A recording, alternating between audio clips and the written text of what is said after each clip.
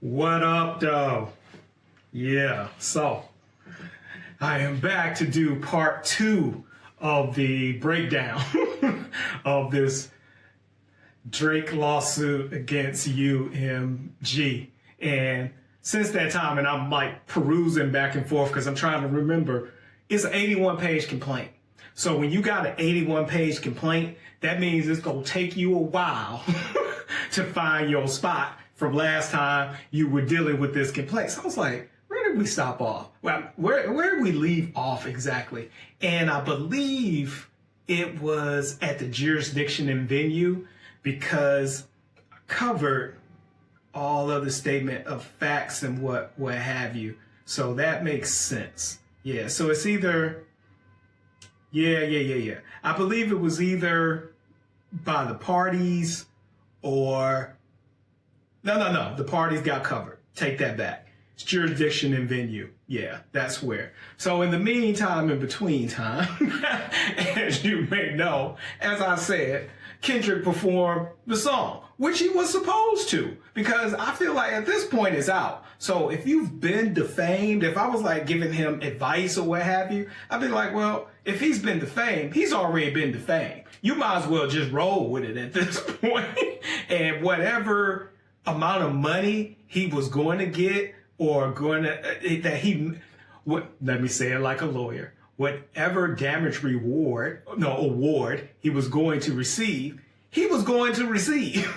So it don't really even matter at this point what you do. Just go ahead and go for yours. That being said, I did find it interesting that he, what's the word for it, had the pedophile part bleeped out.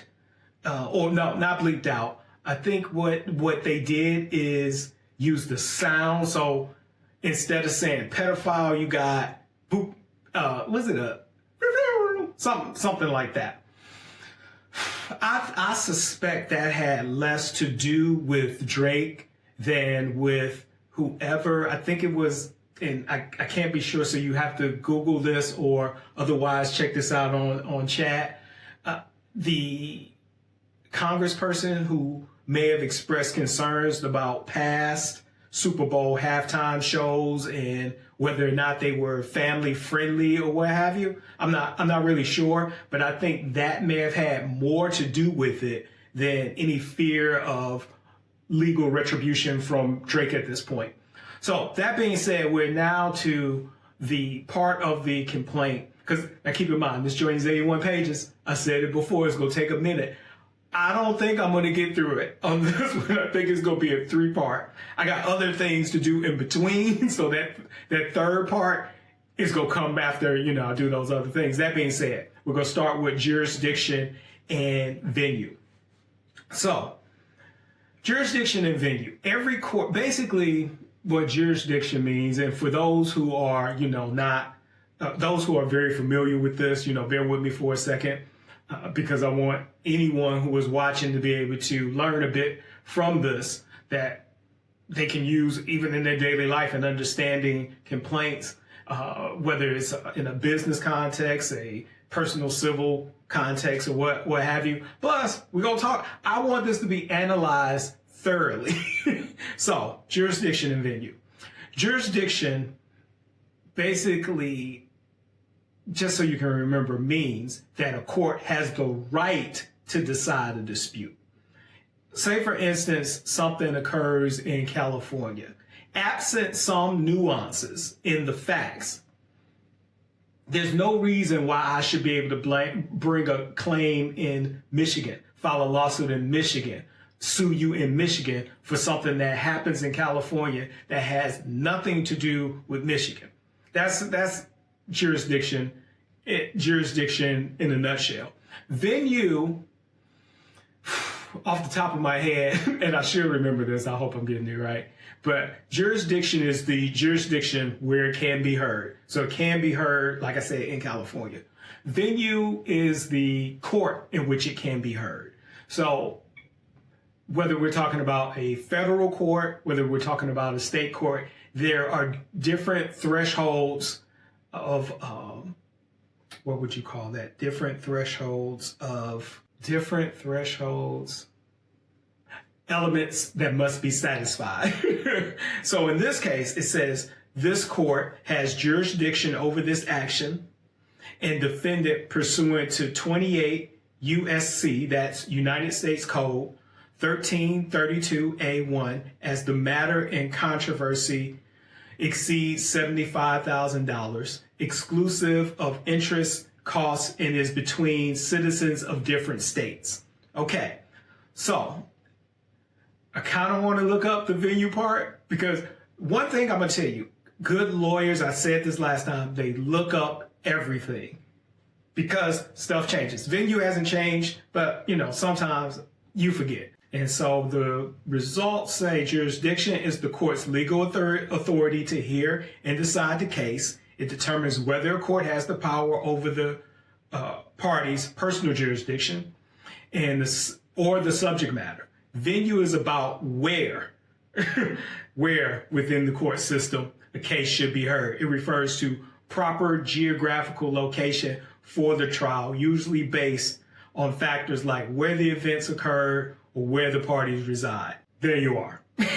So you need, I love this. I think it said this because I'm on a podcast. Think of it this way. Jurisdiction is the power to decide. Venue, just like a performance venue or what have you, is proper place to decide it. Okay?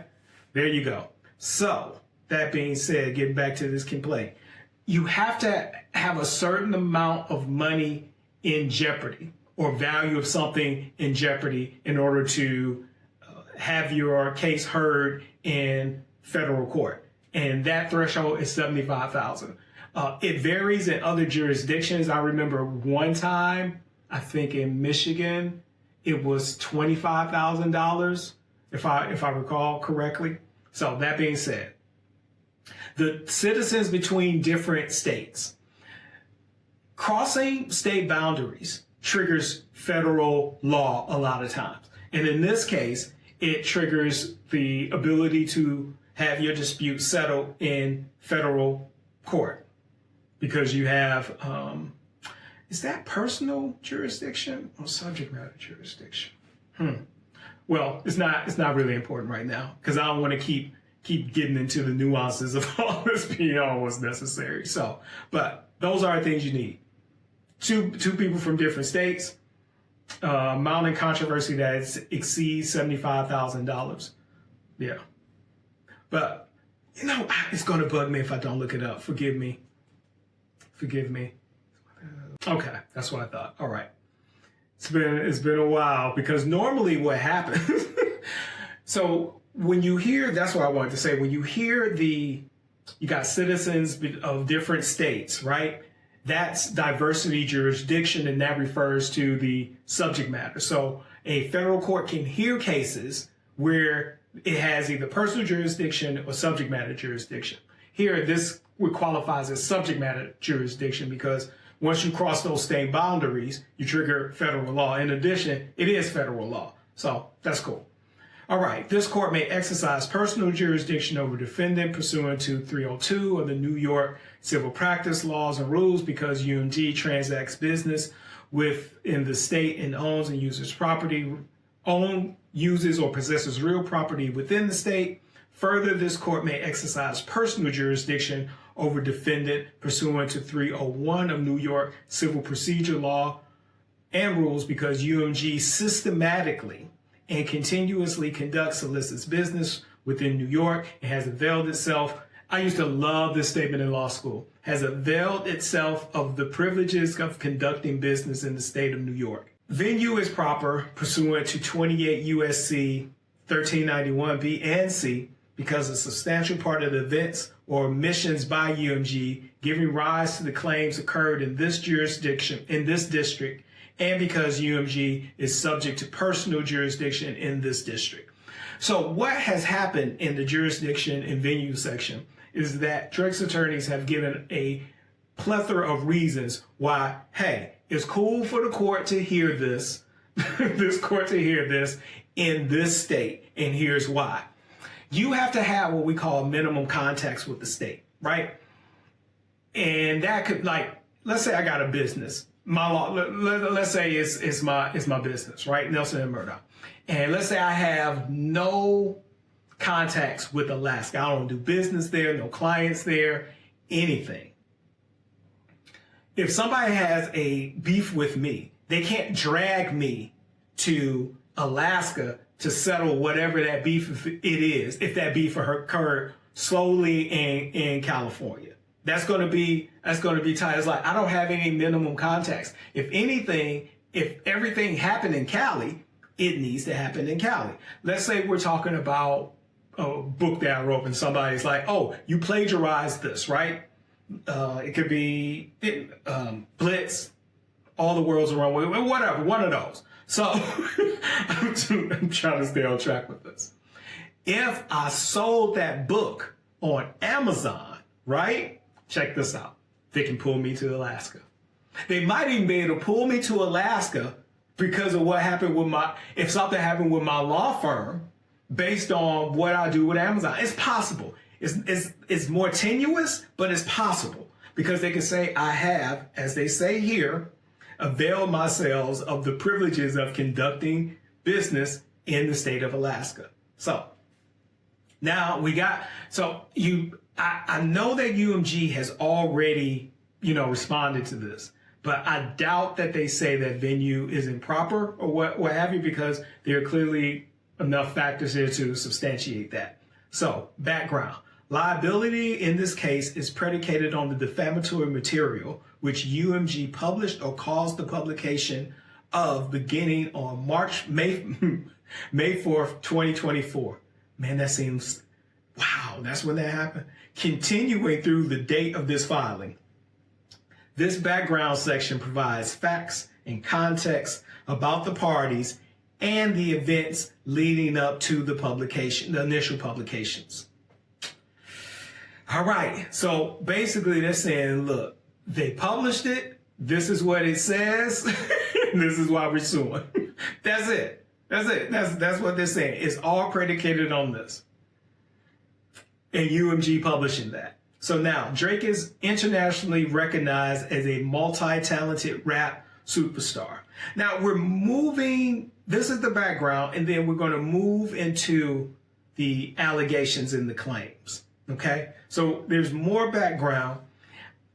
I get why this is being set up, because you want to show that this person you want to substantiate that your client is the recipient of a substantial amount of damage. And the best way to do that, which is what we're about to see, is to say like, hey, my client is that dude. And this is what my client has done. And this is how long my client has invested in this career of his that this company we are alleging is trying to destroy. So here we go. Drake's career spans 2 decades. While Drake first rose to fame in the early 2000s as the star of the hit Canadian teen drama series Degrassi, The Next Generation, the rapper Drake is now known worldwide. Drake is one of the world's best-selling music artists of all time. Some of Drake's biggest hits include Hotline Bling and One Dance. Now, I just heard Hotline Bling the other day. It is a slap. I do like that song a lot. Yeah. I dated somebody that could not, I found a few women, they hated and loved that song because there were a few lyrics that really pissed them the fuck off. One, hanging with some girls I've never seen before. I would never forget. They'd be like, you goddamn right. You stop fucking with me and I got some new friends. And what was that? What did it say? You should just be yourself right now. You someone else. You right, because I ain't fucking with you. I used to love just to see women charged up. And then not telling that they weren't lying. I felt where they were coming from, where it's like, oh, I'm out having a good time. And now you come back and you talking about, oh, I'm not this and I'm not that because I'm not fucking you. Let me say this. The dude, that was a slap. I like that.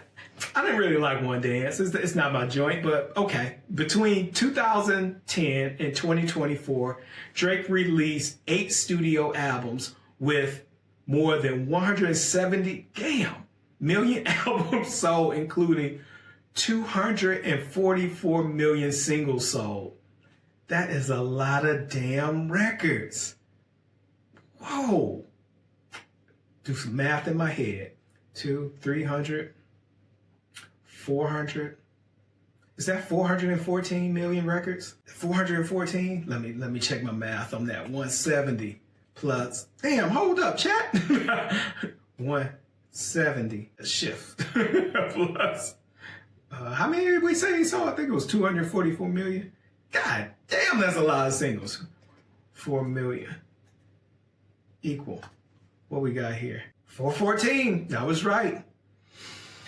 Woo! I remember one time I was watching Frasier and they were clowning their grandpa because he couldn't do math in his head. Since that point on, I always make an effort like, let me try to do this shit in my head. Anyway, Drake's success has been repeatedly celebrated by the music industry. Drake has been nominated for 55 Grammy Awards and has won 5, about 10%, okay, including most recently in 2023. Drake has won 42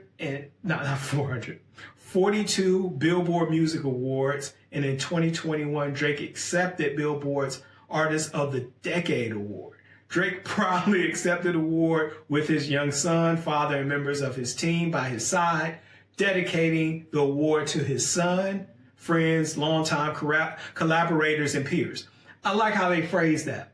I do like how they phrase that, and that because you could have said, you could have put the longtime collaborators first, but no, his son, family, friends, another close circle. I do like that.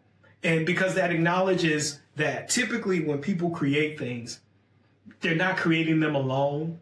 There's something pouring in us that is also becoming a part of that work. And there's also support that's there that allows us to get into that headspace to create. I'm always thankful for everyone who supports my creative endeavors, whether it's writings, TV shows, whatever. I do appreciate that. And the people who also inspire, and the friends and the lovers and the partners is nice. It's nice. I get why that's set up like that. That's what's up. And peers. And I like that drafting. Because it kind of adds some humble to it. And I'm not talking about like pop star #1 humblest type thing, but it just adds some humility to it. So that's really good drafting right there.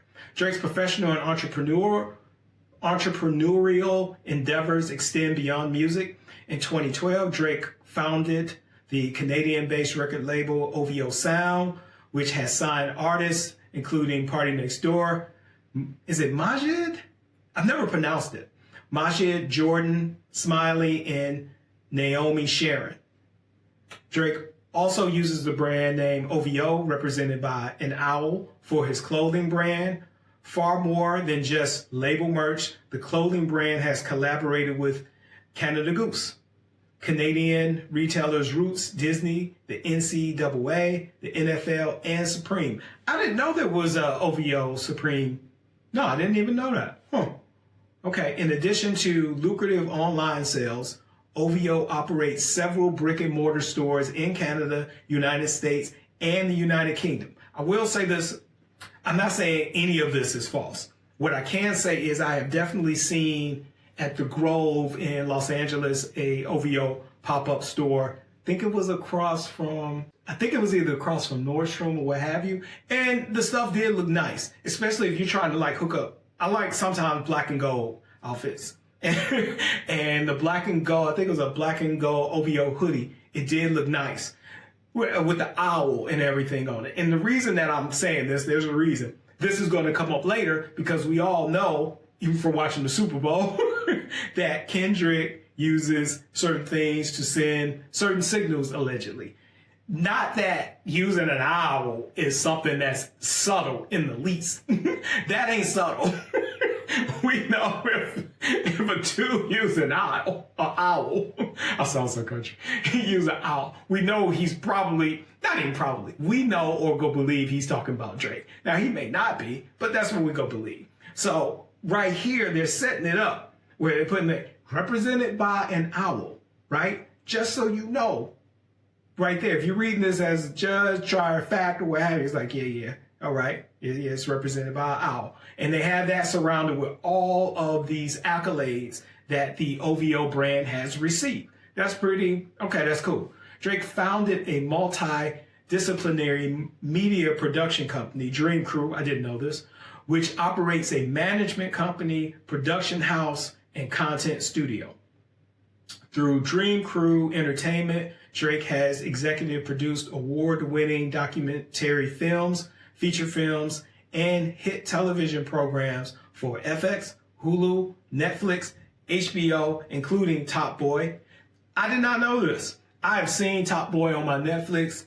Man, it has been in my list forever. I just never watched it. Because sometimes I feel like if I watch it, somebody's gonna get shot. And sometimes I just don't feel like that. I just don't feel like seeing somebody get shot. But I should check it out.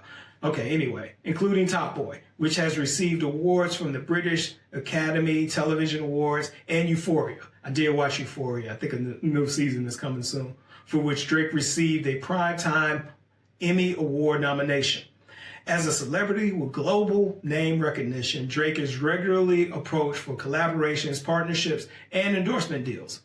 And in 2013, Drake became the global ambassador for Toronto's NBA team, the Raptors. Since then, Drake has inspired new alternative team jerseys, narrated team advertisements or advertisements, depending on how you pronounce it, hosted a Drake night each season for several years, and pledged charitable contributions to refurbish community basketball courts and to support Canada Basketball, the country's National Basketball Federation. In 2019, the Raptors renamed their practice facility the OVO Athletics Center.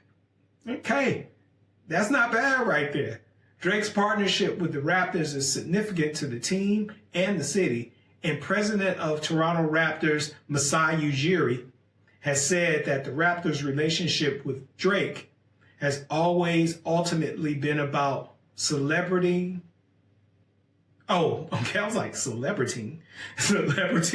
this city and the people who make it unique. We have something very special happening in Toronto, and Drake is a big part of that. That's what's up. I like that. Drake's philanthropic efforts have received almost as much attention and praise as his music. I don't know if that's true, but sure. Drake has a history of making generous donations and going on charitable sprees in the community where he shoots music videos and appears on tour. Through his charitable giving, Drake has supported public schools, nonprofit educational programs, community development organizations, homeless shelters, hurricane relief efforts, and various individuals in need, including college students, grieving mothers, patients in need of surgery, and fans in dire need of financial assistance. Ain't nothing bad you can say about somebody trying to help somebody. That's dope right there. And I know people say like, well, you know, he got the money, but he don't have to do it. He don't have to do it, and he does it, and that's cool, and I like that. Drake also focuses on giving back to his community in Houston, Texas, including by providing much needed financial assistance in the wake of Hurricane Harvey. This Texas thing, I haven't done research on in regards to Drake being a resident of Texas, but sure. People have told me that he is. I don't believe that he isn't. So I get that, you know. Outside Detroit, LA is like my, you know, the place that I figure like they're my homies. So I get it. As UMG knows and has understood at all relevant times, Drake has never been indicted for, charged with, or convicted of committing any crimes whatsoever, much less sexual crimes or any crimes against minors. All right. That is not funny, but I get it. When I say it, I'm thinking about somebody having to write that, you know? Because this is where we at. This is where we at. So it's like, but you said talk about him liking young girls. Nigga. All right, anyway. B. UMG is a music industry giant. In his own words, UMG is the world leader in music entertainment. UMG is engaged in the business of acquiring, administering, licensing, exploiting, and otherwise monetizing the catalog of copyrights containing musical compositions and sound recordings. UMG controls almost 1/3 of the music people listen to in the developed world and a sizable portion of the developing world. Now, I will say this. I don't like this phrasing here. And for me, this reeks of white supremacy. Yeah, because I think these are, when we use these terms like, oh, and I don't even use the term the developing the what? Developing to what? I had this epiphany for me, not everybody else for me. When I was in New Zealand, and I don't know if I mentioned this last time, but I was like at is it the Maori Museum? I don't know, but just looking at everything, I was like, there are other ways to live and other systems to follow outside of capitalism and the way we think shit is supposed to work, you know? So I'm like, when you say, oh, we're developed and they're developing to what? Because maybe they don't want to live like you, you know? So I personally, if I were drafting this, now they're quoting UMG. Of course, I get that. So I'm not putting it on the drafters. They're quoting UMG. I'm talking about UMG even saying it. You know, it has a very colonizing thing to it. So from Drake's point of view, it's like included, because this kind of says something to me about the company and how they think by saying, oh, in the developed world, and a sizable portion in the developing world. Well, where the fuck is the developing world? Because it's the world. The world is here. It's already here. So what are we talking about? They're here. I digress. I just don't like it. I'm not mad at the attorneys for putting it in. It's good to put this shit in. But UMG could just say, we control 1/3 of the music people listen to in the world, and leave the shit at that. Let's just leave it at that. Developed world and a sizable portion in the developing world. Ugh. Now, in the music industry, control over a particular single album or other collection of works is governed by various contracts, including traditional record deals and distribution, publishing, and licensing deals. Oh, this is good stuff here. In a traditional record deal, a record label typically retains exclusive rights to an artist and the artist's recordings and the right to re-record the compositions embodied therein for a specified period of time. The label pays in advance for the artist's recordings and royalties and finances the provisions of services to the artist in areas such as production, promotion, marketing, distribution. A distribution deal differs in that it generally allows an artist to retain ownership of his, I don't like that, because you could have just used their, it's way too gendered. I guess you could use it because your client is Drake, but me, I would have took that out. I would have said ownership of their recordings and grants, and just leave it at that. Grants the record label the exclusive right to sell, license, and distribute the recordings in certain formats, e.g. digital audio, physical phonograph records for a specified period of time.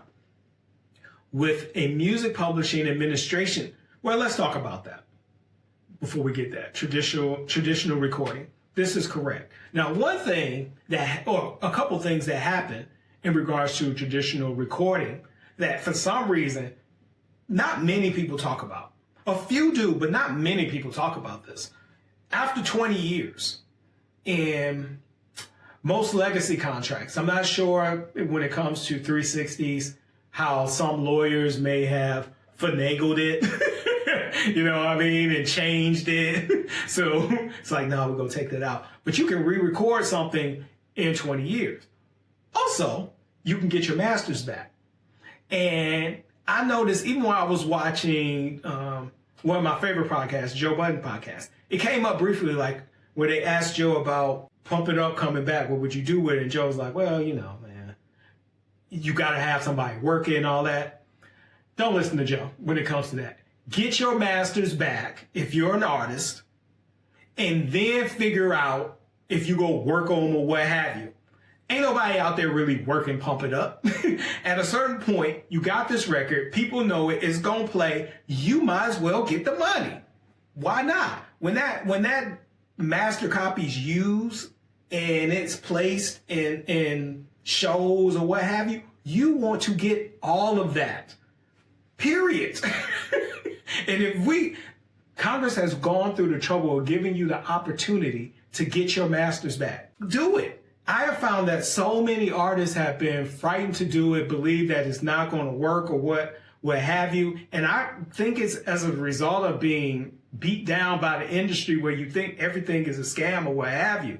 But it's a shame because once you allow time to lapse, you cannot get it back. And this is your legacy as an artist. This is the thing that you can hand down to your descendants. This is your heart. This is your heart. This is your soul. Get it back. So you can, and Taylor Swift did it, which I love. But I love when she re-recorded her masters when they wouldn't sell them to them, which I think was really fucked up. But yeah, so you can either re-record or I believe, well, let me say this. That's a whole Patreon episode to show you how to get the masters back. It is something that my firm does. Love, and it's one of my favorite things is intellectual property reclamation. That's what I call it. It's my shit. So anyway, getting back to this. But yes, they have correctly characterized publishing and licensing deals, press and distribute deals, pretty much everything that you need to know about the current type of deals that are out there are here. And it's basically like the label will finance your records. They will do the production, the promotions, the marketing, and distribution. Honestly, the distribution ain't much no more. It's not like it used to be. Distribution is drop, push a button, push that button, boom, it's out there. It's on Apple. It's on Tidal. It's on Spotify. It's there. You ain't gotta do nothing. But really, what the labels are banks right now. Where if you want that money, you wanna shine, you wanna be everywhere, you want your song played in such a way where you can go into eventually tour stadiums or what have you. And yeah, that's what you gotta do. You gotta that's one way to go. That's one way to go. Because you can be independent and accomplish a lot, even that. But one way to go is to get some money from the record label. They hook you up.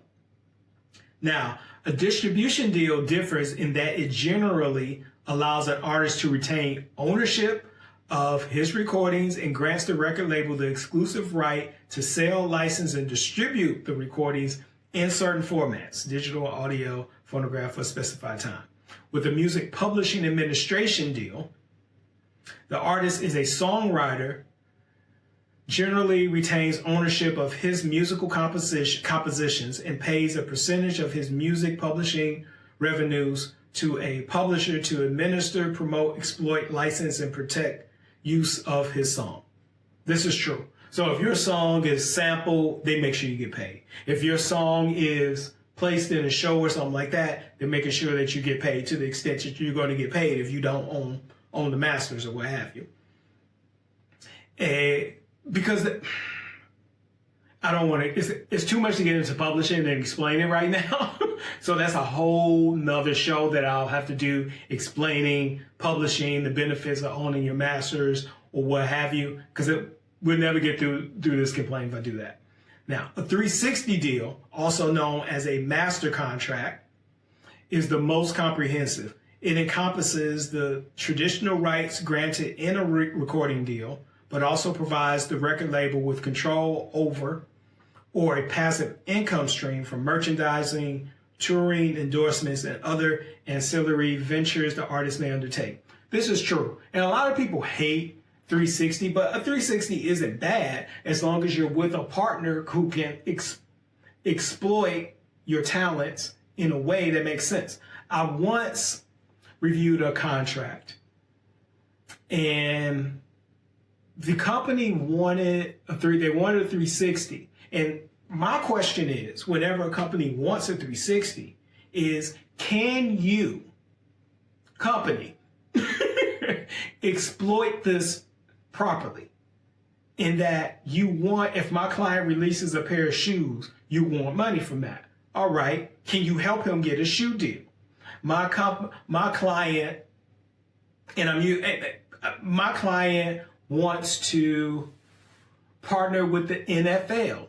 Can you help her get contacts there? My client wants to release that's a good one. My client wants to make NASA toys. Can you help them do that? If you can't, then we should not have a deal which gives you a percentage of that revenue, because you can't help them do that. So why are we paying you for that? And I would say most of the time when I bring that up, the company relents and said, okay, take it out. And I normally just tell them things like, oh, this is overbroad. It brings in streams of revenue that you do not have the ability to exploit or otherwise contribute to. Let's narrow this. And they typically go for it.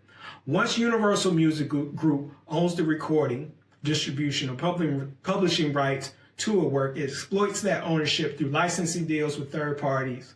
UMG licenses its music to hundreds of retailers around the world. These licensing deals allow for third parties to legally use a recording, a music composition, or portions thereof.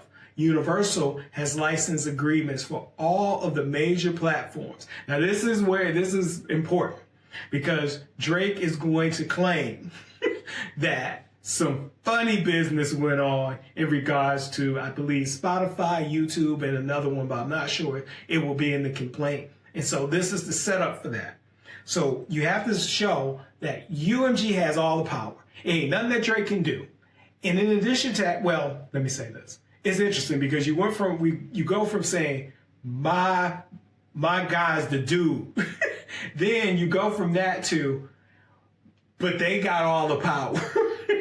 and the thing is, both things, like people say, both things can be true. Both things are true. Both things are true right now. But I love this setup, because it is saying they got all the power and they license their music to these retailers. It's like, damn, if I'm reading this, especially if I don't have like any type of knowledge of entertainment in regards to Drake or anybody else, I'm like, damn, all right. So Universal Music has licensing agreements with all of the major platforms, including but not limited to iTunes, Amazon, Apple Music, Napster. I always forget about Napster.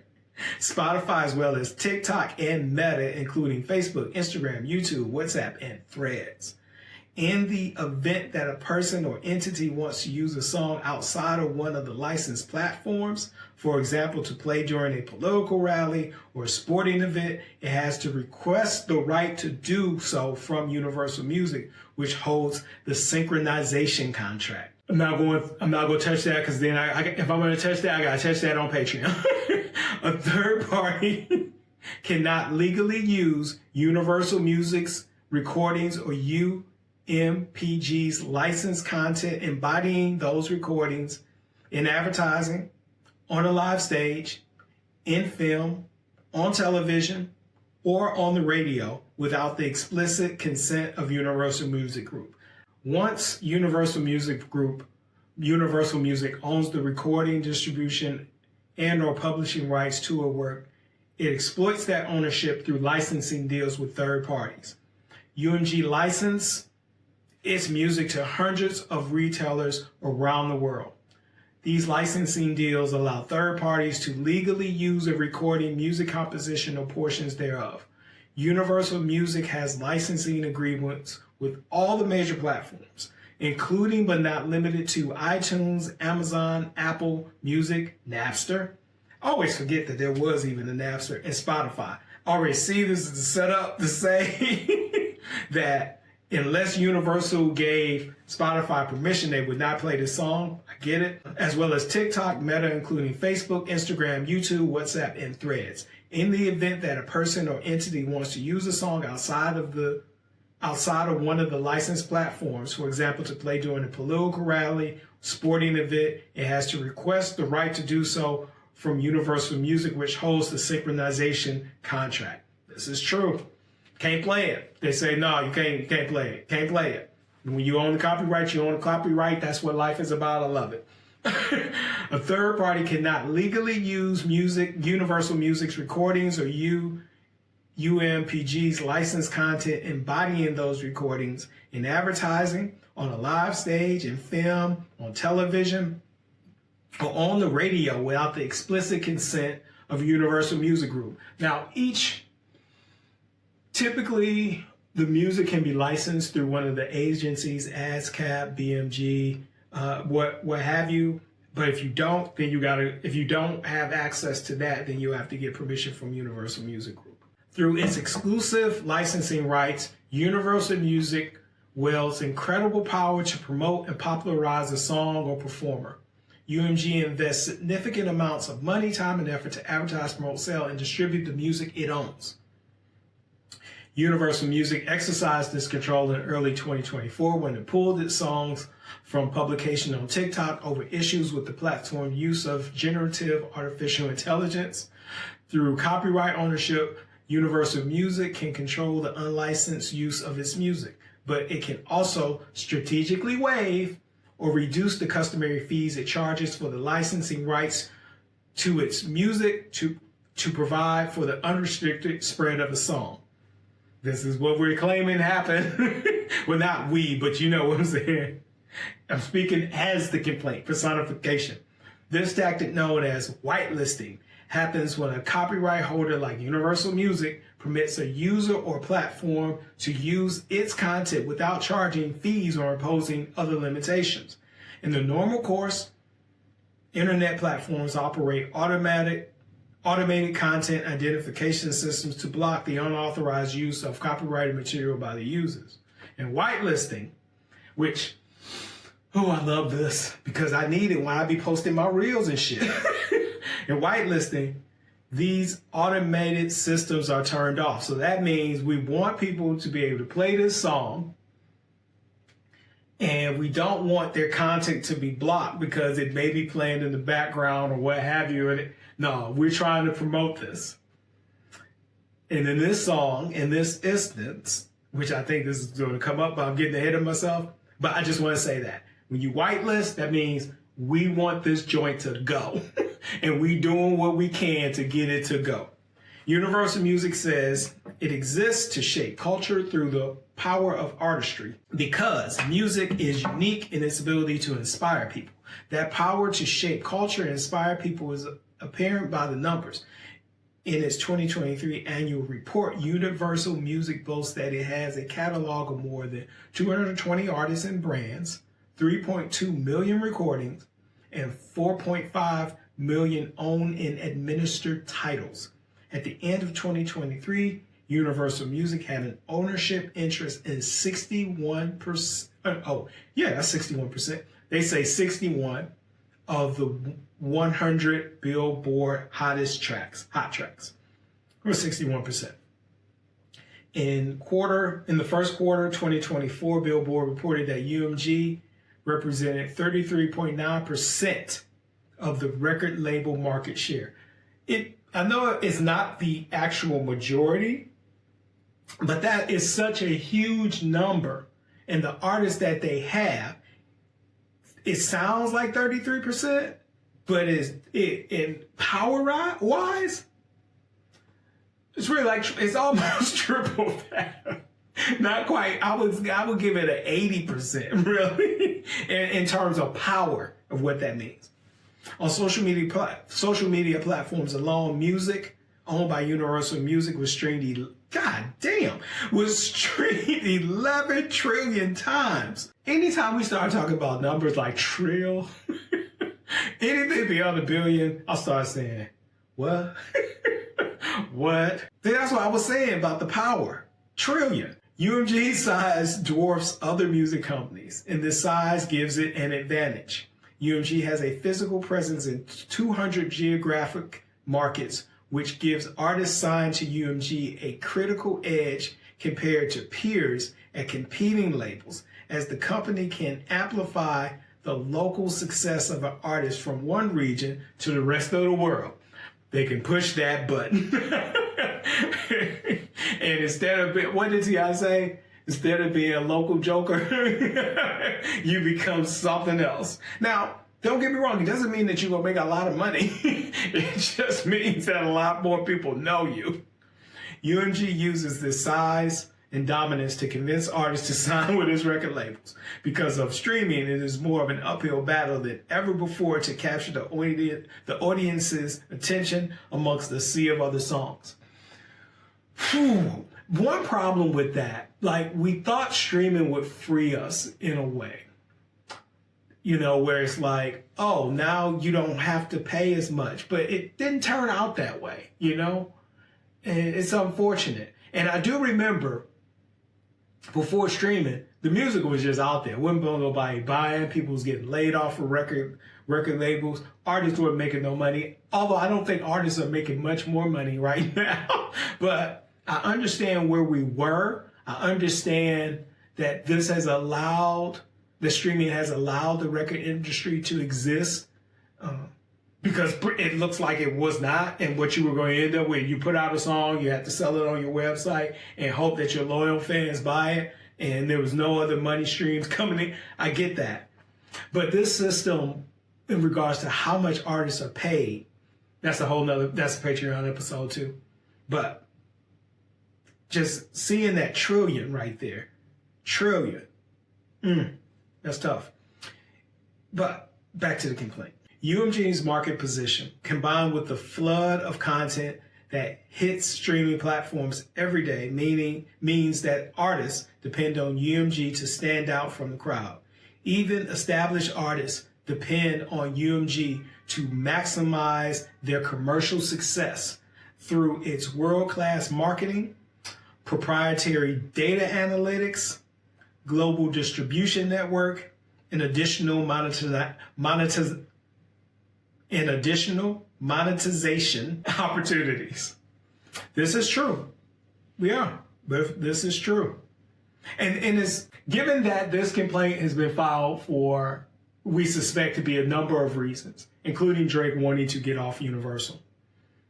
If Drake thinks that he can do this on his own, including the proprietary data analytics, that sounds like a lie. It ain't. You can look at the data and see. Now, I don't know to what extent Universal Music Groups receives a report from Spotify that has different breakdowns than everyone else. I do not know. Maybe it could be that, but I'm pretty sure if Drake was independent, Drake could get that shit too. I mean, because this is money that he would be putting in Spotify's pocket.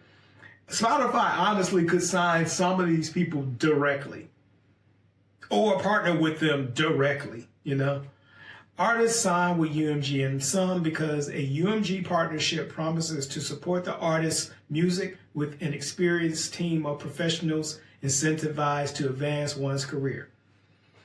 This is true, but you also, as an artist, know that you have a certain amount of money that's going to be coming your way in regards to advances. I've done artist agreements where it's like, this is just enough to get you through the year, bruh. You sure you want to do this? It's like, yes, because I need the money. And on the other side of that, it'll be another advance. Now, this isn't something that's new, and that artists have been living off of advances for God, probably as long as we have had a record industry or a performance industry of any type.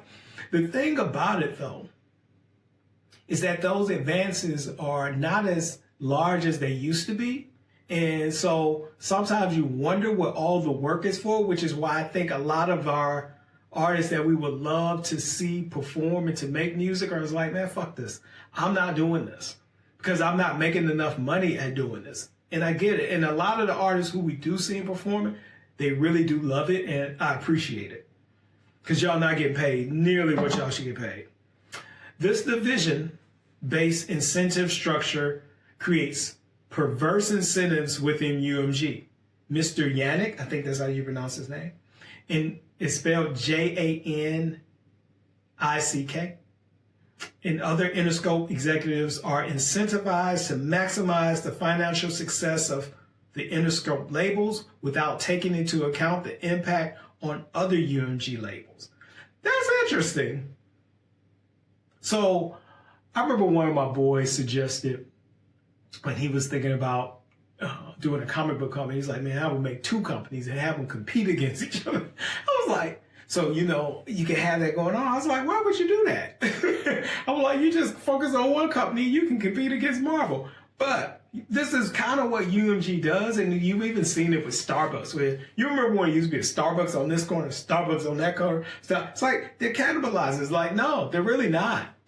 Because they own so much of the market, they're preventing other people from even coming in because they're taking up all the good real estate.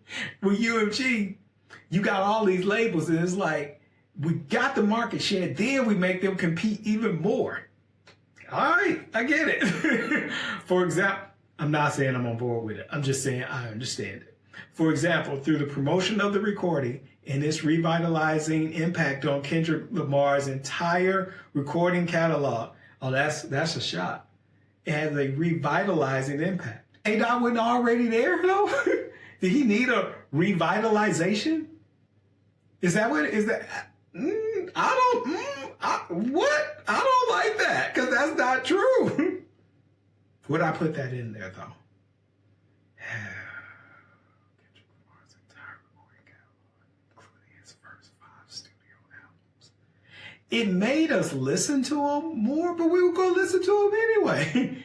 Even if he didn't put out Not Like Us, we were still going to listen to him. If you just put out more music, that's just how it is. When you put out more music, we go back and listen to your other stuff. I don't buy that, but because it suggests that he needed to be revitalized. I don't buy that. Now, when Nas and Jay-Z went at it, I do think that Jay-Z's song, The Takeover, did ignite something in Nas, because if you remember around that time, Nas, he was there, but to me, it's like every time he put out a project, it was kind of like, it had a couple cuts, but it wasn't anything classic that I was going to be like, oh, I got to listen to this whole album. It would be a few cuts, and it seemed to me like he was kind of struggling to figure out, okay, where do I fit in all this? Hell, he might have even been bored. I don't know. But that attack did something. I don't feel like Kendrick was there. I feel like Kendrick, just like Kendrick was in his prime. Yeah, could have been. We would have just had to see what came, but he was, doing his artist thing. I don't feel like there was a revitalization, but I think it's a shot. Yeah. It's a shot with purpose, because it does give motive to UMG to do what they have allegedly done, if it worked to revitalize his catalog. And that is what you need to state and substantiate in order to obtain damages in this case, to an extent. Because this is still defamation per se, meaning that the fact that it was said is enough. You may not even have to show damages. So we'll see, though. For example, through the promotion of the recording and its revitalizing impact on Kendrick Lamar's entire recording catalog, including his first 5 studio albums, Interscope and Interscope executives benefit regardless of the effect on other UMG labels like Republic, which represents Drake. That's true. Yeah, that's true. UMG uses the profits that it generates outside of what it has to pay the execs at Interscope, or Republic for that matter, to cover its losses in regards to artists that don't hit, that they have to just give the advantage to, in the hopes that, okay, one day maybe they will put out something that, goes really hard, that people love. That's true. UMG and Drake have a long partnership. UMG began profiting off of Drake's art in 2009. I like that. They began, not the partnership began. That's some good drafting. No, they basically, what they're saying right there is, they've been making money off my man since 2009. And it's some bullshit. That's really what they said. You could also say, they've been colonizing my man. And they used to, and this is it, and they could say this, they've been pimping my mans. That would be funny if I saw that and complain. UMG began pimping Drake in 2009. Oh God, if I had the time, I would read the complaint an entirely different way. I just don't have time to change all this shit to say it in the way that would be the most humorous. But anyway, the parties extended their contract in 2022. After announcing the 2022 contract extension, Sir Grange described Drake as one of the biggest artists of today and expressed that UMG couldn't be more excited about what lies ahead for his relationship with Drake. Man, we 2 years later, he already suing. Damn. It reminds me of when Prince got that big deal and I think what happens, Prince got that big deal. Let me finish that thought. Let me finish that rhyme. Like Big Pun told Fat Joe, you got to finish that rhyme. Let me finish this. So let me finish this rhyme. And that's when Prince realized he still, even with that amount of money, he wasn't getting the compensation that he deserved, i.e. ownership of his masters. Going so as far, I don't know how Prince was doing some of the shit that he was doing. Because he released something under the symbol. And it was distributed by this group, I think they were called Bell Distribution, which I think was owned by a black dude. And they were putting out Prince shit. I was like, what the hell is going on? I wasn't a lawyer at that point, but I didn't understand that. I was like, man, Prince was like, fuck y'all, I'm just doing it. So I think with Drake, getting that amount of money, and you see what you go do with it. And what is it? And you see how much you missing out on, right? Like a lot of times people talk shit about athletes. And they're like, oh, they're making this and that. But don't nobody ever say, how much is the NBA making? How much is the owners making? Typically, it's okay for them to make that. Because one, they're white dudes. So it's like, okay, so fine. But even like when you have like an athlete like Jeremy Shockey, who I like Jeremy Shockey. He was a former tight end for the Giants and other teams. Because Jeremy Shockey made me also realize something in regards to class. That in the class in America. And that Jeremy was a bit showy or what have you. He would get some of the same, not to the same extent, but he would get some of the vitriol of black players, you know? Which was odd to me. Gronk didn't get that. It was kind of like Gronk seemed to be more accepted for the way that, you know, he was a bit, what's the word I'm looking for? Dancing and kicking it, you know, just having fun, shit. You know? That being said, people don't question the owners. They don't question the organizations. And the artists, even like Drake, who's being paid this amount when they know they're responsible for this amount, and you get that money and it's substantial, but you're responsible for so much more that it's difficult to take this and be like, okay, that's cool. I'm just gonna stay with this. No, I get that where it should be more. I don't give a, and how much should it be? If Drake is generating $1 billion, people would say, well, if they split it, that's good. Fuck that. 80-20. As long as Universal can operate profitably and make a profit, 80-20. 80 to the artist, 20% to them. I said it. That's what the split should be. Continuing on. And I think that's what Drake is probably, I think that's probably what he believes, and I don't think that he is wrong. It's not athletics, you know, but I've heard of people where they know athletes. Where I remember Jerome Bettis talking about how after the game, Jerome Bettis, former running back, Pittsburgh Steelers, saying like, man, after the game, I got a lovely house. I can't even make it past the couch when I walk in. I don't want to misquote him. I believe he said, I could be wrong, but I believe he said he couldn't make it upstairs to like Tuesday or some shit like that. People don't talk about that. Ain't no owners out there cracking their knees. The owner come back from the game, they can sit their ass down in each and every room in their place. And so with the artists, there's so much pressure. The touring. Sir Grange ain't touring. He's not touring. You don't have to go through that. I know, right? I think at this time, Drake is in Australia or something like that. Somebody was asking, why is he in Australia? He don't want to be in Australia. I'm like, these are people clearly who have not really been to Australia. It's summertime in Australia. I think Australia may have the most beautiful beaches in the world. Yeah, Santorini's nice. It's cool. What is that? Mykonos, it's not. Bali, Bali's okay. Ain't nothing like them Australian beaches. So anyway, I understand why he would tour. Even outside of this, I'd just go to Australia.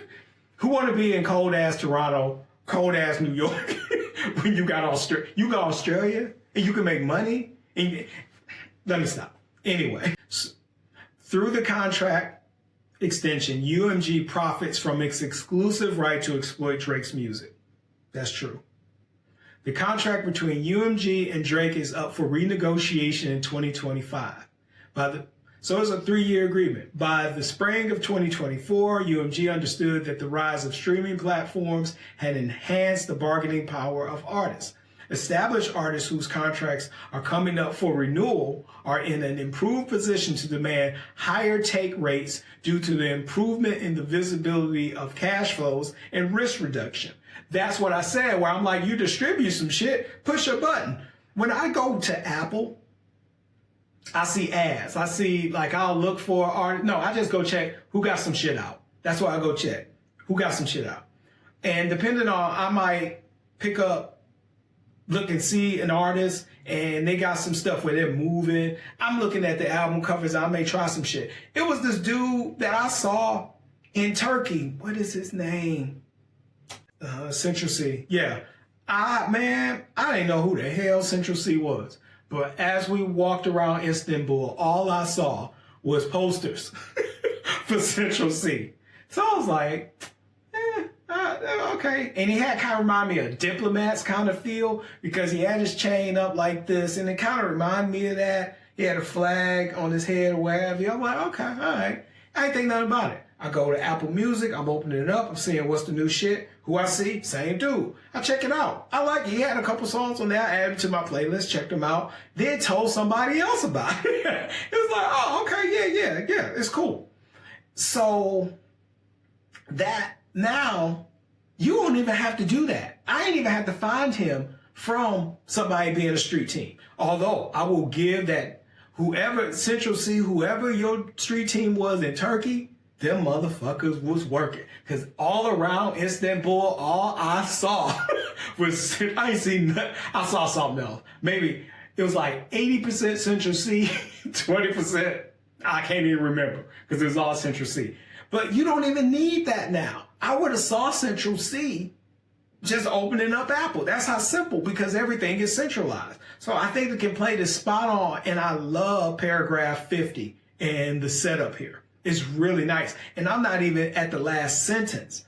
And I hate starting some shit with and, but I get it because that's how we talk. So it's cool. And as described below on information and belief, UMG was incentivized to act, and in fact did act in a matter to reduce the bargaining leverage in advance of upcoming negotiations with Drake over contract renewal. That's true. But I will say this, and these are legal arguments that can be made. Drake did not have to respond to Kendrick.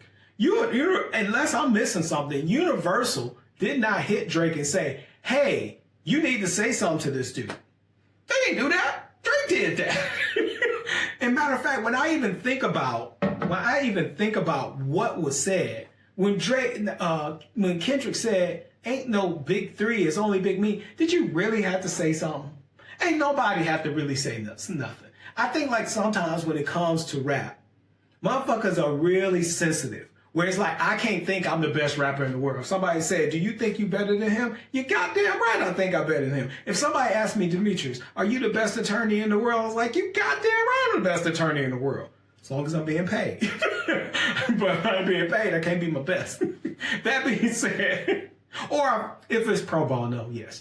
But yes, so any attorney, yes, I think I'm better than you. Of course I think I'm better than you. Why the fuck wouldn't I? Now, is there some shit that I'm not better than some people at? Yes, because it's not my ministry, as I say. But as a rapper, I'm supposed to think I'm better than you. Kendrick had said it previously, I'm trying to murder all you niggas. So why is this such a big deal?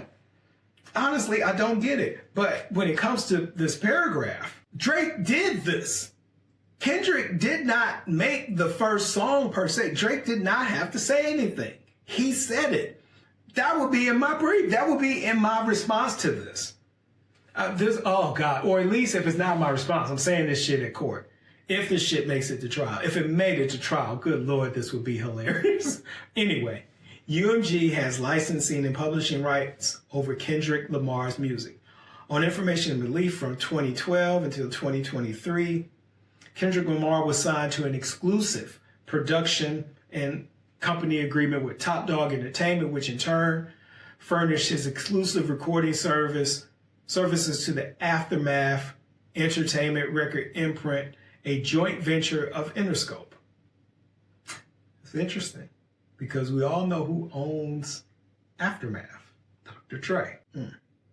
So as a production, I love when people say, you signed to a nigga who signed to another nigga who signed to another nigga. But this does sound like, okay, so it's Kendrick Lamar signed to Top Dog, Aftermath with Interscope. That's a lot of miles to feed on the way to you and Universal. It's 1,000 miles in between. That being said, you can't shit on the results though. The sound recording copyrights to Kendrick Lamar's first 5 studio albums are owned and controlled by Interscope. In 2023, having fulfilled his recording obligations to Top Dog Entertainment and Aftermath Records, Kendrick Lamar signed a new short-term exclusive recording and licensing deal with UMG through Interscope and an exclusive publishing administration agreement with UMG through UMPG, Universal Music Publishing Group. The acronym pretty much speaks as to what it is. It doesn't say that in the complaint, but I'm pretty sure that's what it is. I don't even have to look that up. Yes, I like to fact check in real time. That's how I roll. It doesn't make sense not to. We have all these great tools that can help us. Why not use them? Through these contracts, UMG exclusively controls the release, publication, and licensing of all music products created by Kendrick Lamar during the term of the contract, including the defamatory material. I wonder, it doesn't seem like this is a 360 deal with Kendrick, which is interesting. I don't know what else Kendrick has going on, but based on this, it hasn't been mentioned that this is a 360 yet. On information and belief, Lamar signed a short-term deal with UMG to see if UMG could prove its value to him to promote him more effectively than any other music company could in a compressed time frame. If successful, Lamar would then continue his relationship with UMG through a new longer-term contract. On information and belief, that long-term deal was consummated in December of 2024. Let me stop there for a moment. We got one paragraph before we get into UMG publishes the defamatory material. But there's a very good point here that I do like. And at first I was like, this is some bullshit. Why would they try to, depress Drake's catalog and all this type of shit? What do y'all mean short term? This got some legs. This has some legs where you got Drake it's 2024. You're supposed to negotiate with Drake in 2025. We don't know when the Kendrick Lamar contract ends. We just know that it's a short term. And I think that is part of the art of drafting, because you want to make it seem like, there is some time is of the essence in regards to UMG. But honestly, looking at this with a critical eye, it seems like time was of the essence with both of these guys. Yeah, because if Drake's joint is up for renegotiation this year, and Kendrick is on a short-term agreement, it seems like hell, they both got leverage right now. So it's like you got to choose an artist, and Kendrick Lamar doesn't make as much money as Drake. So why would they do this? That's the question that I would ask. It doesn't make any sense. So, but let us continue. On information and belief, UMG's contracts with Kendrick Lamar provide UMG the right to prevent the publication of or to insist on modifications to any material created by Kendrick Lamar, including but not limited to any content which UMG believes to be defamatory. So basically, they can stop his record if they think he's going to defame someone.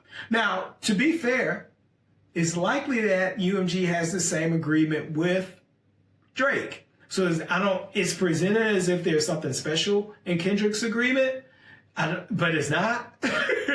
But I get that they're saying that they do have the right to stop something.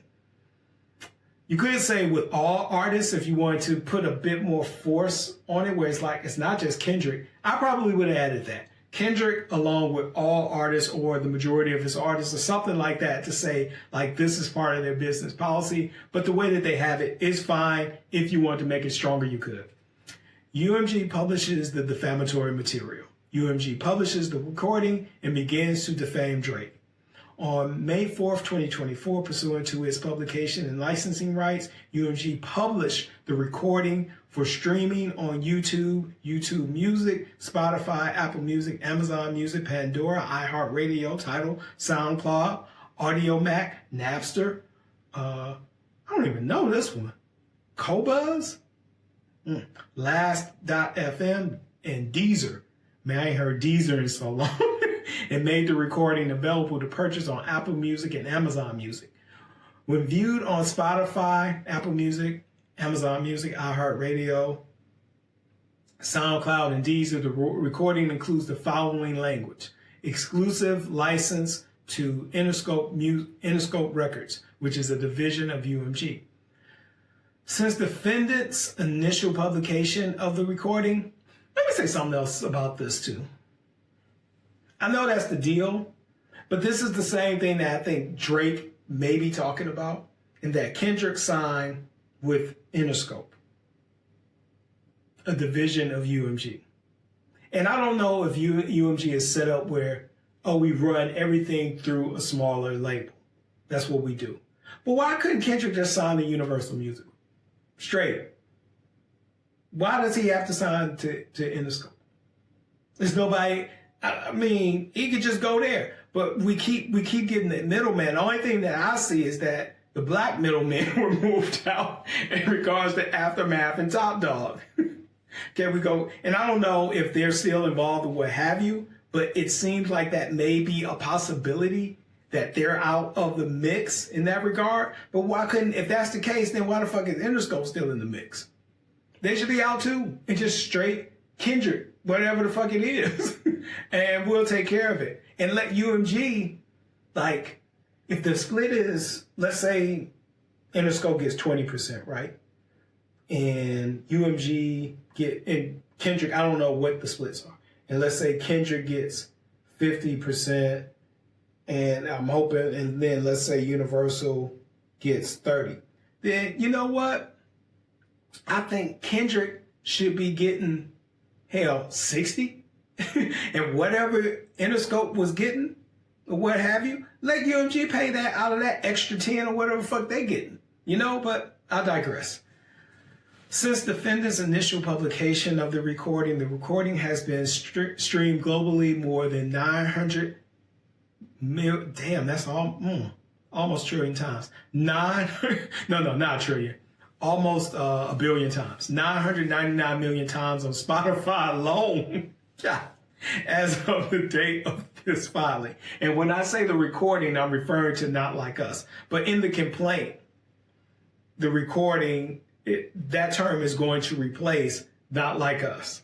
And I get it, because people are going to read this complaint, and I don't want to keep promoting it. I don't want a complaint that reads Not Like Us, Not Like Us, Not Like Us, Not Like Us. I get the recording. The recording repeatedly accuses Drake of engaging in criminal acts, including pedophilia and other acts that would require registering as a sex offender or being registered as a sex offender within the first minute. The recording identifies Drake by name and states that Lamar has heard that Drake has a predilection for underage women. Quote, this shit right here, they got in bold too. Say, Drake, I hear you like them young. But he told him to say something similar to that, where it's like, talk about how he like young girls. I realized it was in a Pac's voice, assuming, of course, that Drake created that. I think is that the tailor-made freestyle? I'm not sure. Wherever the fuck. The next line is a thinly veiled threat that Drake should be careful that he never ends up in prison, a place where child predators are notoriously the targets of violence. You never better go to cell block 1. That's in bold too, y'all.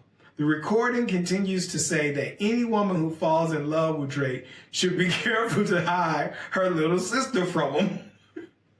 It's funny because it's not me. Pump Drake, this shit ain't funny. Next, in a perverse reference to Drake's 2021 album, Certified Lover Boy, certified pedophiles. So that's plural. You could argue, you could argue if you're Drake, if you're like other people connected, you could argue that this is a shot at them too. Sure, okay. In a play on the dual meaning of minor and a person under the age of 18, a musical scale, the recording says that Drake is trying to strike a chord and is probably a minor. Oh, shit. They actually break it down. That's pretty good. And if I'm reading this as a judge, this is going to be quite entertaining. I don't think that this is a false allegation, though. I do think this is true. Later in the recording, Lamar describes Drake as Malibu's most wanted. The recording continues to say that Drake and the people in his circle need to be served with a subpoena because a predator moves and asserts that Drake's name got to be registered and placed on Neighborhood Watch. The recording also repeatedly suggests that violence should be used against Drake because he is a pedophile. Like the sound of someone being beat up, the recording repeats, wah, wah, wah, wah, wah. Oddly enough, I did not link that to say that was him being beat up, but it is. I just liked it because I already break this shit down like, wah, wah. I don't think I'll ever see this shit in a complaint. Wah, wah, fuck him up. Oh, God. Oh, God.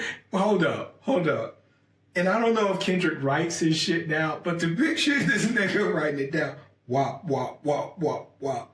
Fuck him up. But when you put it with the music, the shit goes so hard. But it's in this complaint. Oh, God, I'm so glad this is not my case. Oh. Because if you go to court with this, are you going to put up a sign with the lyrics? Wow. And we read that. Oh, God, that means Kendrick would be on the stand and he would have to say, wah, wah, wah, wah. I'm going to fuck him up. All right. I forgot. Even in a deposition, you ain't got to get to court. You can record the deposition. Oh, God. Kendrick, if he has to do the dep, I wonder if Drake would come to the dep because he has a right to be at the dep. So you could get a situation. Oh, okay. Let me get back to this. I don't think this shit's going to make it to trial, but let's keep going. Not for lack of merit. I think that there's going to be some sort of deal or something like that. I really do. Okay, let's see. Later, the recording threatens that if Drake comes to Oakland, where Lamar grew up, he will not make it out alive. I don't think I knew that. I think that Oakland will be your last stop. The recording makes clear that justice will be served through the legal system or commentary on social media. Fuck a caption. But through physical violence, well, action, no accidents. And I'm hands on. Fuck around, get polished.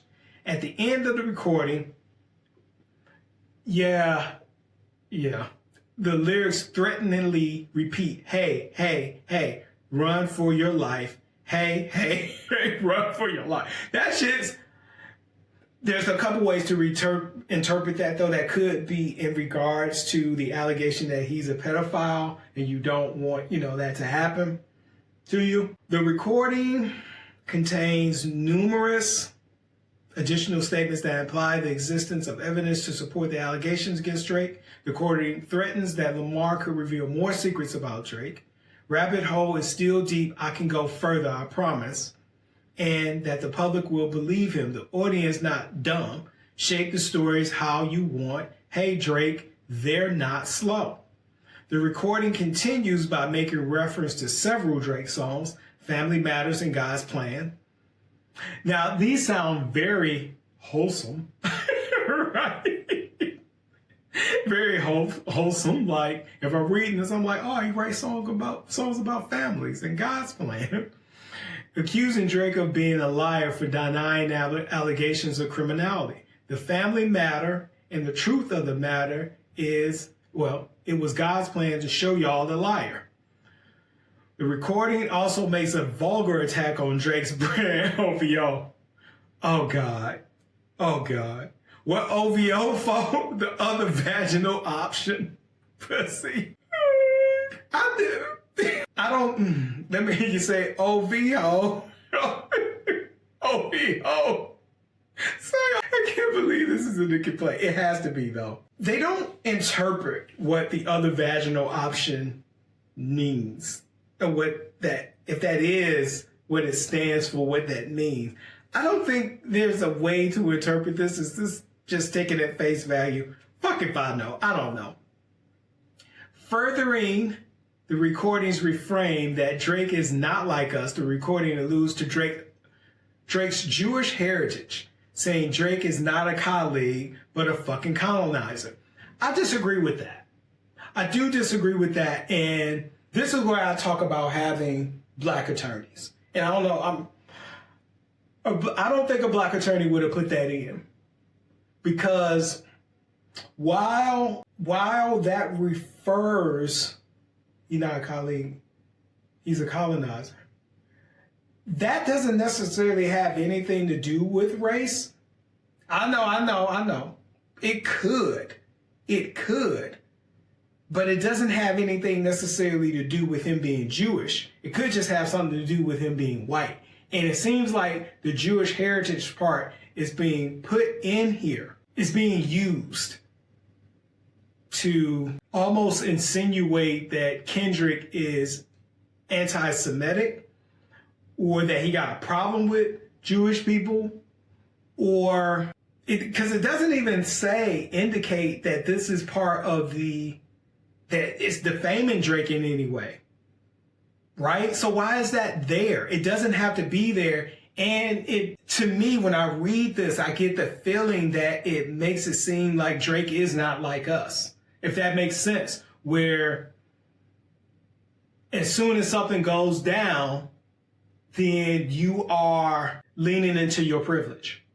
You get what I'm saying with that? It seems like as soon as some shit goes down, it's almost like crying white crocodile tears. It's like what they call them, white woman tears. It's almost like doing that. Because I'm like, Drake, you and I both know. That's if I'm Kendrick. That's not what I meant. It ain't got shit to do with you being Jewish. Because you could be a black Jew. I don't know why we have this thing where we think that all Jews are white. They are not. So it's not. Him being a colonizer has more to do with his social, at least I think the way that Kendrick was using this, has more to do with his socialization. Because no one thinks that Drake is not black. I don't think so. They could, but I don't think that. I think it's the way, with Kendrick, what he's saying, it's the way that he moves, right? And if he happens to be half white, then that part of him is engaged in the colonizing, according to Kendrick. I think is what he is saying. Like, you know, because I think he goes on, and let me see if they say anything about this. I don't think they do. In that song, I think he goes on to say, you go here to get this, here to get that. You really just using us. And it's a reference to, I think it's a reference to Drake saying something to the effect of, oh, you trying to, what's the word for it?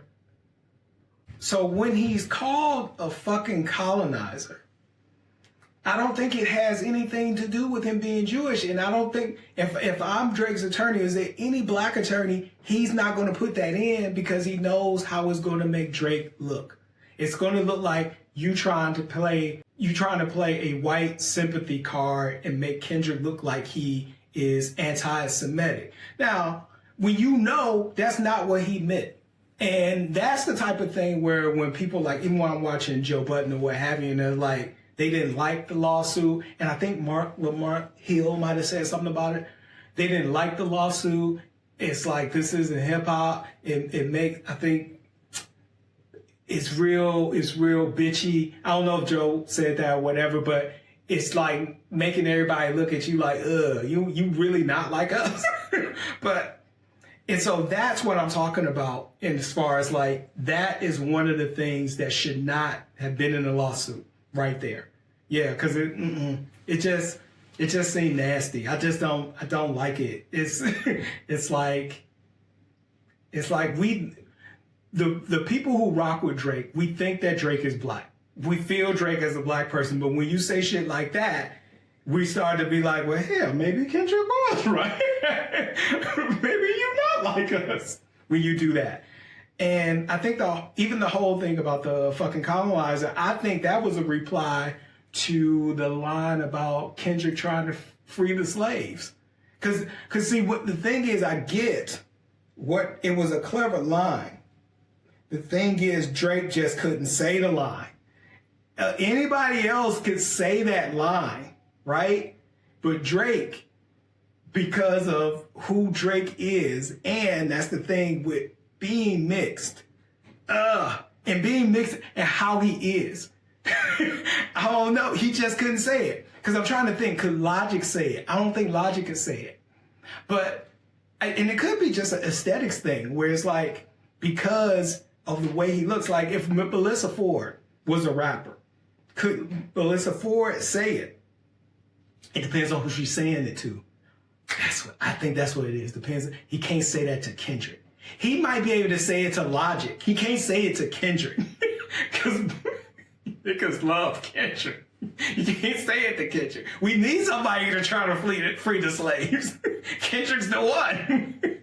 You can't say that. Because Jay-Z could say it to Nas. If you go back to when Jay dropped the takeover, if Jay said you trying to free the slave, I don't think that goes over the same way. And people don't want to say this. Nobody wants to admit this, that because Drake is mixed, and I'm not going to say he's mixed and from Canada, but I don't know. I don't know to the extent. I need somebody else to say that. I think, though, it's because he is mixed that people are going to have a difficult time digesting that from him. It's not going to come off right. I don't think it came off right. It's not going to come off right. If he says it, Jay-Z says it, it's going to be fine. Or even if a mixed person says it who looks darker, it's probably going to be fine. But this right here, no, you reaching. I think they reaching in this complaint. And the reason I'm staying on this is that this shit should not be here. It's not good. It makes you look bad. It shouldn't be there. Now, with the recording, UMG also published an accompanying image on May 4th, 2024 to YouTube. The usual suspects. All the music, y'all know it. I can't keep reading all these damn places unless they threw something in new. Oh, they did throw something in new. UMPG and Meta and TikTok. Okay. Oh, no, okay. Any person who views and listens to or streams the recording on one of these platforms can view the image. All right. Yeah, that is the image. And the image is that of Drake's house. You can see the whole setup, but you could have Googled this anyway. But I will say this. They do have a not like us. It's got his house. You know, right there, it does. So you can take that, then search it and find out exactly where he is. So if somebody wanted to do something to Drake, it was made much easier because there it is right there. The image features an aerial view of Drake's Toronto home, includes identifying information regarding the location of the home, and is covered in the icons used by law enforcement and public safety applications like citizens to identify child sex offenders and their residences on public registries.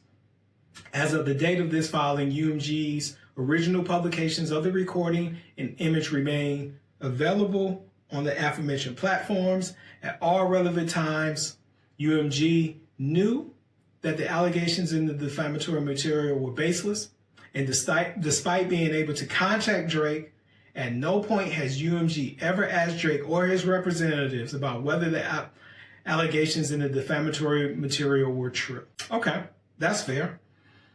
Oh, and hell, they may not want it to know, but that being said, that's fair. Because sometimes, even as an attorney, you may not ask a client if they did it, right? Because that puts you in the position of putting them on the stand and them testifying, and you can't suborn perjury and watch them lie. You can't do that. You become part of that. Now, as far as your obligation to tell or what have you, that's a whole another can of worms I ain't even about to touch right now.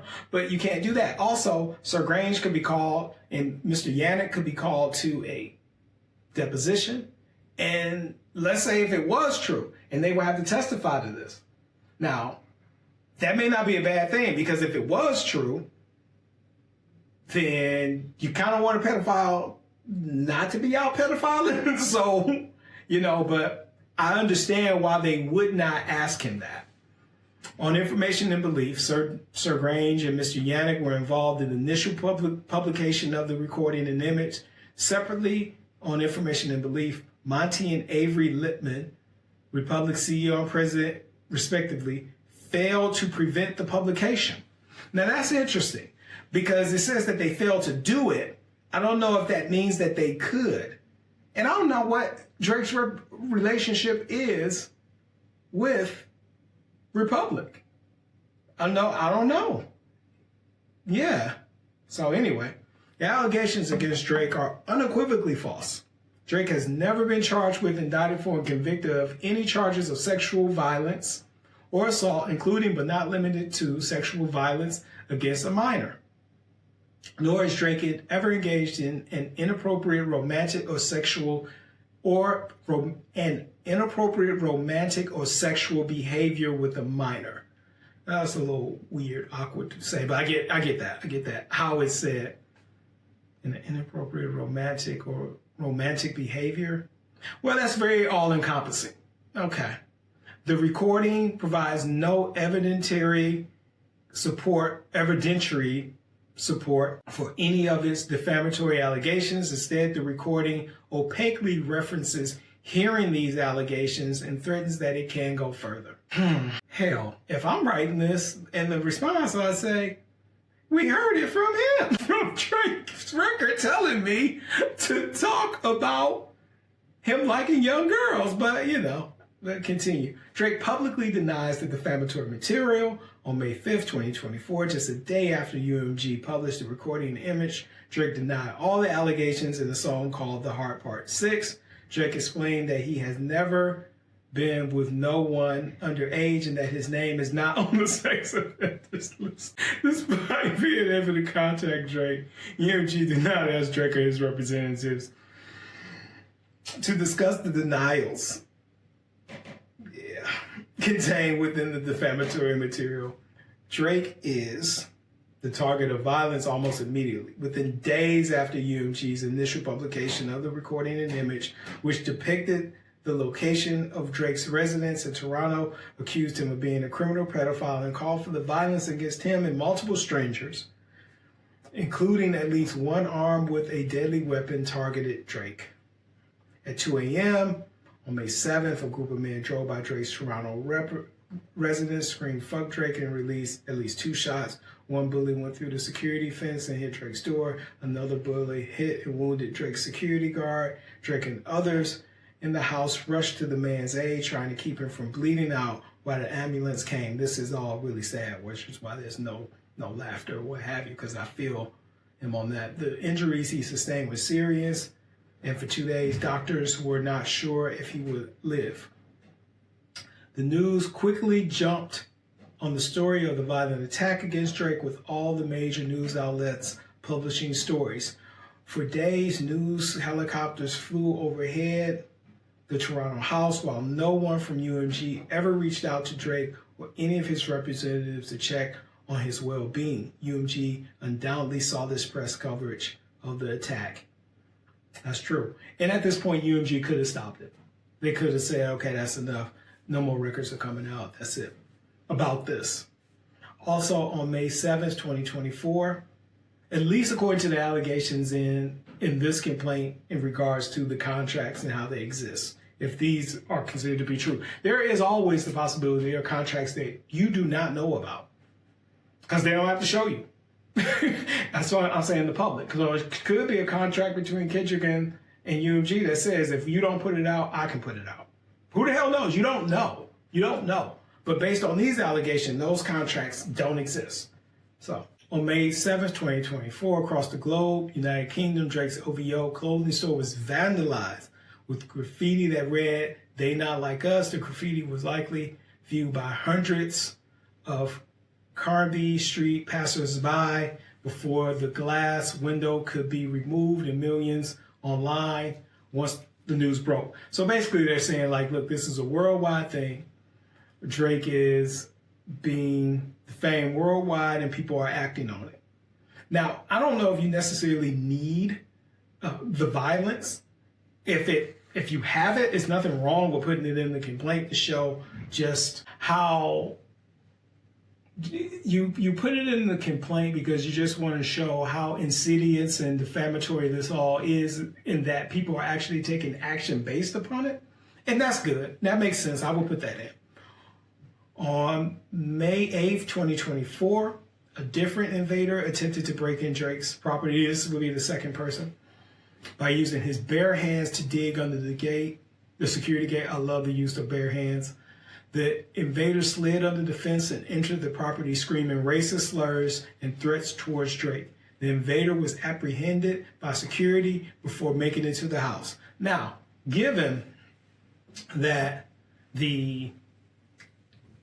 in my opinion, the anti-Semitic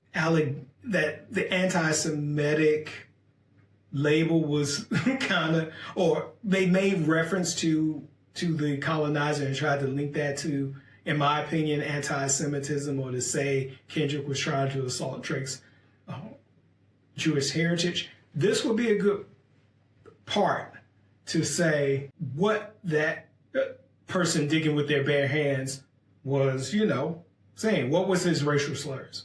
Was he saying nigga? Was he saying something racist towards Jews? What was being said? Since if that's the case, on May 9th, 2024, there was another trespasser on Drake's property. This time, the trespasser got into a physical altercation with Drake's security guards before being taken away by the police. The individual returned to Drake's property May 11th. Damn. These acts of violence against Drake's residence, where Drake lives with his son, and against his business are not normal. In all the years he has been a celebrity, nothing like these events of early May has ever happened to Drake before. After these attacks, Drake reasonably fears for the safety of his family, himself, and particularly at his Toronto property. I get that. Yeah, I do get that. Because you always think somebody breaking in. So I do get that. Yeah, following the May. And that goes to damages. So that's interesting. That definitely goes to damages. Following the May 7th shooting, Drake temporarily pulls his 7-year-old out of school in the Toronto area. Drake lives his life entirely different since UMG published the defamatory material, which could also be another reason to go to Australia, is to give, people an opportunity to settle down and rethink breaking into his home. Because, people can listen to music and get charged up. Now, it doesn't necessarily follow that Kendrick is at fault, you know, because like we brought up, there were people who believe conspiracy theories in regards to the Democrats running child molestation rings out of pizza parlors and running up there with the jammy asking for the kids, you know. So that doesn't necessarily mean that, you know, Kendrick is at fault, but I do get what is being alleged here. UMG continues to defame Drake by publishing the Not Like Us video on July 4th, 2024, 2 months after UMG initially published the recording and image. With knowledge of the actual violence and online threats that had already emerged, UMG published a Not Like Us music video on YouTube and the users of Apple Music entitled, on YouTube, a watermark for Vivo, LLC. I used to love Vivo because that meant you were about to get the real video. You remember when you had to sift through and find like the real joint because there would be like all these fake videos. No, Vivo was the real joint. The YouTube caption for the video lists a Vivo LLC URL. Universal Music Group is a significant owner of Vivo, which is a privately held American multinational music video hosting service. Universal Music uses Vivo to distribute video content to global platforms such as YouTube and major television networks. The video depicts images bolstering the recording's defamatory allegations. For example, the lyrics, trying to strike a chord. Every time I see A minor now, I want to say it like that. Damn. And it's probably a minor or matched with an image of hopscotch, a popular playground game for children. I love that they explain what hopscotch is.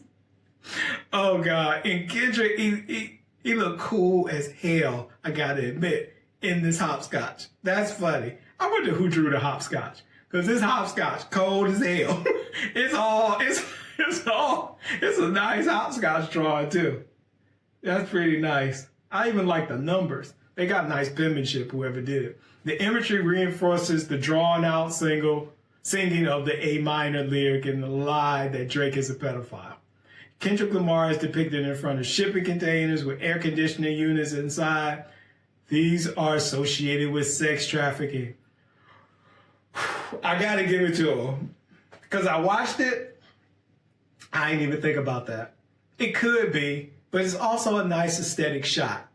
I think that they're right. That is interesting right there. The video also includes allusions to Drake's OVO brand, which is represented by an owl, in combination with the lyrics WAP, WAP, WAP, WAP, dot, fuck 'em, apostrophe. The video shows the bar beating an owl-shaped pinata with a bat. I get this allegation. During the scene, a caption appears at the bottom of the video that states, disclaimer, no OVO holes were harmed during the making of this video.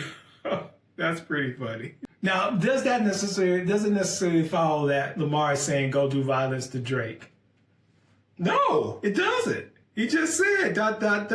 fuck him up. That's it. He ain't telling y'all to go and do it, you know, but he's just saying what he would do. But it's also in the context of what this is. It's a rap battle. That's almost like saying, if we're about to have an MMA fight and I start talking shit, saying you this and you that, and I'm gonna fuck you up and all this type of shit, I'm not necessarily telling others to do that. But if other people start doing it, it doesn't mean but for me they weren't going to do it, you know.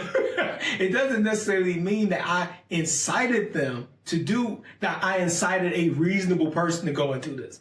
It doesn't mean that. And of course, I don't have the list of elements right here in front of me, but that's one charge or one allegation or one claim, because we also have to remember, I believe, and we haven't gotten there yet, this is defamation per se.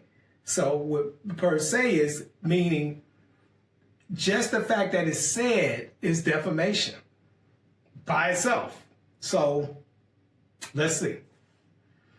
Defendant initially, in its conclusion, the video depicts a prolonged shot of a live owl in a cage. The meaning is clear. Drake belongs behind bars. Okay. He could think that. He could say that. But that's, to me, that's of no consequence. That one's not as bad. Defendant, and it could have been left out, going to put in fine, but I probably would have rather left with the no OVO holds with harm. But no, you can't do that. You got to have that conclusion. I'm still thinking Drake belonged behind bars. But it doesn't say for what, but sure. Okay. Defendant's initial publication of the video on YouTube has been viewed more than 206 million times as of the date of this filing. As of the date of this filing, UMG's original publications of the video remain available on aforementioned platforms. On information and belief, each of Serge Grange, Mr. Yannick, Mr. Monty Lipman, and Avery Lipman played a key role in the initial publication of the video, either in directing or approving the publication or failing to prevent its publication. UMG published the defamatory material with knowledge of reckless disregard for its falsity and knowledge that it was reasonably foreseeable to cause Drake harm. And that's what I was getting at. I don't know if that's the truth. That's a tougher one for me. If I'm the judge, trier fact, that we could see that would cause him harm. Because I believe that it was alleged in one of Drake's songs that Kendrick was a wife or was involved in, because I want to cut that. Kendrick was involved in some type of domestic violence or something like that. And if violence ensued from that, I couldn't very well say that, oh, y'all should have reasonably saw that by allowing Drake to say this, boom, this would happen. I don't see it, but let's see how they justify it in the paragraph, substantiate the allegation. UMG does not believe now, nor has it ever believed, that Drake is a pedophile, a sex offender, or otherwise a criminal.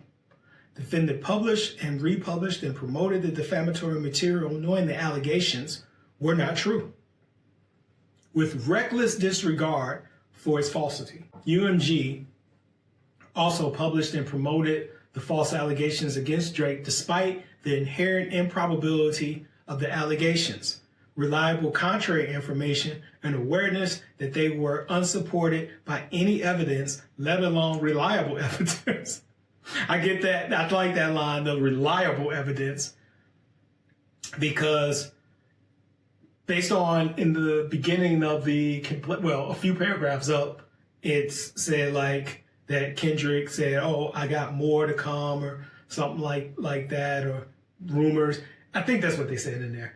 I forget. We're moving on. As an initial matter, UMG has a financial interest in knowing any potential liabilities that Drake had or could have, including criminal charges or convictions, as laid out in UMG's code of conduct. UMG is committed to human dignity, does not tolerate human rights abuses such as, hold up, losing my voice a little, human rights abuses, child labor, slavery, human trafficking, unsafe, unfair work practices at our operations, and only conducts business with partners, suppliers, customers who share our commitment to protecting human rights. UMG would not have contracted with Drake in the first instance, nor would it have continued to maintain existing contracts had it believed at any relevant time that any of the allegations, I'm adding that effect, in the defamatory material were true in respect. I don't know if that's true or not. I don't know UMG as a company, but based on that policy, it doesn't sound like they would have. I wonder if UMG has ever conducted any type of background check on Drake, and I'm trying to figure out if as an attorney you would ask to see if they have in discovery. I probably would. Yeah. Because the thing is that in having a client, you need to know you need to be able to believe your client. So if your client comes to you and they're like, hey, I didn't do this. In order for you to be an effective attorney, I know I said you don't want to know if they're going to get on the stand. They're not going to get on the stand, you want to know. If they're planning to get on the stand and lie, you don't want to know. But if they're not going to get on the stand, you want to know what you're dealing with. Because there have been instances, including, I think, with former President Clinton in regards to Monica Lewinsky. And telling, I believe, I could be wrong, so you got to look this up. Do your Googles. You got to look this up to see. But I believe that President Clinton told his attorney that he didn't do it. And so the attorney was like, oh, okay. But I have heard somebody say before that his attorney knew how Bill was. And so his attorney should have known better. And you do get paid to think about that. Because I was about to say, man, I ain't getting paid enough to figure out your lies and you lying to me and unraveling. But you actually are. So to that extent, he should have known. So I would ask, yeah, have they ever done that? Furthermore, UMG has access to Drake and could have asked him directly about the veracity of the allegations at any point in time. This is true. They could have. And though they didn't, and they may have their reasons, that is, that can be used as a sword to say, we said it was a lie. You never asked us if it was or if it wasn't. You just put the shit out. But I don't think they put it out. I digress. I'll get to their side later. UMG also knew or should have known that by publishing the defamatory material, it was gambling with Drake's safety. I don't believe that. Critically, and I don't think most people believe that, no one can predict that Kendrick Lamar is going to put out a slap that's going to be such a slap that is going to make motherfuckers want to slap you. Nobody could predict that. Critically, in addition to accusing Drake of being a criminal pedophile, the defamatory material calls for violence against Drake and depicts his Toronto address. Incidents like, oh, here we go, they bring it up, 2016 Pizzagate show how accusing someone of being a pedophile and or committing crimes against children can quickly spin out of control into a viral conspiracy theory and acts of real physical violence. But I don't know how many Pizzagates we had. You get what I'm saying? And that's one. I only remember one. Maybe it was more than one. I only remember one dude running up in there. So we can't say like, oh, because of that means this. That's kind of a stretch. UMG directly knows what harm can arise from such outrageous allegations of criminal activity. UMG and Sir Grange were recently accused of aiding and abetting P. Diddy in committing heinous and widespread acts of sexual violence against minors. UMG and Sir Grange acted swiftly to refute these allegations. In a court filing, Sir Grange stated, I do not take lightly being falsely and publicly accused of criminal activity. And as I said, I intend to pursue those who have made these outrageous allegations against me. I guess it's safe to say that, well, that kind of suggests that he was accused, because if it's a minor, I don't know how old it is, but it almost sounds like a lawsuit against UMG and Sir Grange involving pedophilia. Interesting enough. Despite having knowledge of the violence that occurred at Drake's Toronto residence, as well as substantial online threats and vitriol directed at Drake, and notwithstanding having a direct line of communication to Drake, UMG did not discuss the video with Drake prior to publishing it. I don't think they should have, but okay. UMG engages in a publicity campaign to ensure maximum spread of defamatory material and deceive consumers. This is where it gets juicy. You go get spicy now. Spicy and juicy. Since the initial publications of May 4th and July 4th, 2024, UMG has utilized every weapon in its arsenal to ensure that the defamatory material spread to the maximum extent possible around the world. UMG used social media to promote the defamatory material and market the recording's popularity to consumers. In the months since the initial publications and for months after, it understood the harms Drake had suffered as a result of the defamatory material. UMG repeatedly posted the defamatory material to its social media accounts, including InScope, UMPG accounts. At time of this filing, UMG has a social media following of 2.2 million on YouTube, 983,000 on Instagram, 712,000 on X, and 624,000 on Facebook. At the time of filing, Interscope has a social media following of 937,000 on YouTube, 756,000 on Instagram, and 560,000 on Facebook. On June 9th, 2024, Interscope reposted a tweet bragging that Kendrick Lamar's Not Like Us becomes the fastest rap song to reach 300 million Spotify streams in only 35 days. The post features the image side by side with a photo of Kendrick Lamar. The post has 604,000 views. Yeah, okay. And they post the house again too, y'all. About it too. On June 20th, 2024, UMG posted a carousel of photos and videos to its official Instagram account of Lamar performing the record at the pop-out concert during which the recording was played 5 times back to back. UMG captioned the post, "History made," fire emoji. And they tagged Kendrick and tagged Interscope. Yeah, they did. That same day, UMG posted videos from the pop-out performance on its official Instagram, which has hundreds of thousands of followers, Facebook, TikTok.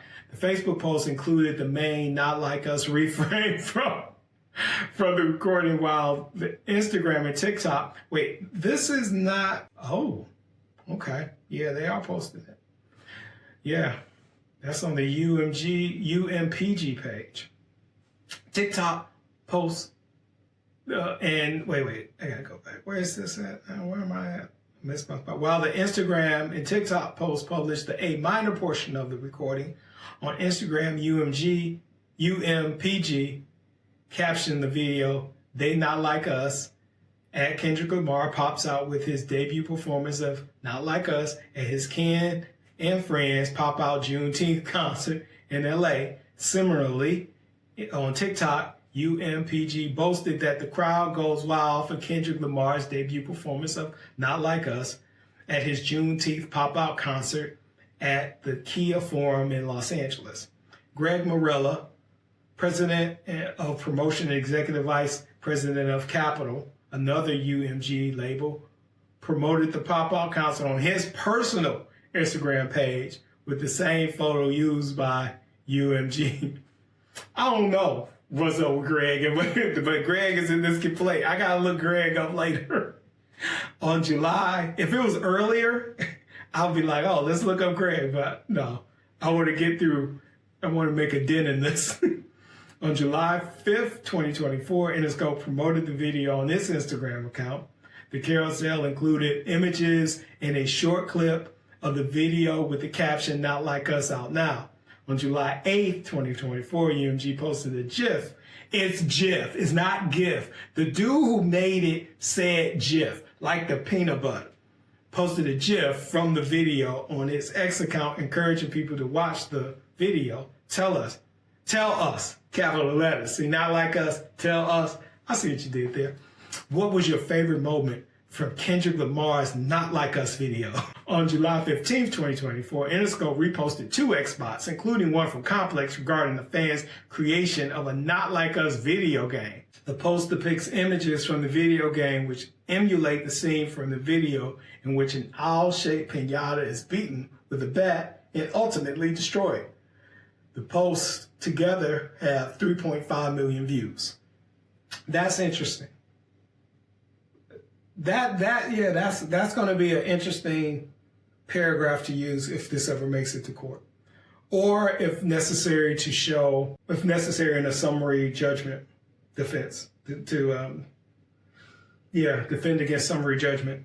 On July 16th, 2024, Interscope reposted on X that the recording had become the best-selling rap song of 2024 in the U.S. on July 24th, 2024. Oh, that's nice. July 24th, 2024. UMG posted on its X account about the recording charting as the most streamed song of the week. On August 29th, 2024, UMG posted on X with a link to a Spotify Summer Hits 2024 playlist with a caption boasting that the recording was a song of the summer. Yes, this is all true. What should on no, I'm like, let me stop.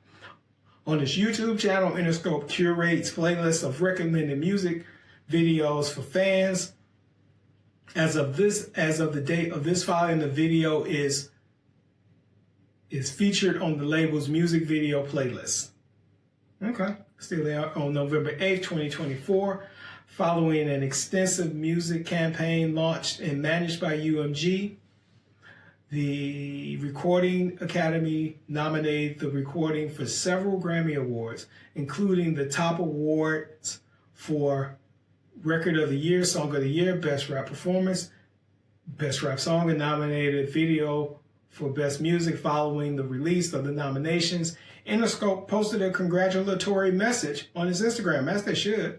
UMG posted on Instagram X bragging about the nomination for Song of the Year. Now, of course, if I'm Drake's attorney, I'm going to say they know it's defamatory, they don't give a shit, and they're congratulating the person who defamed it.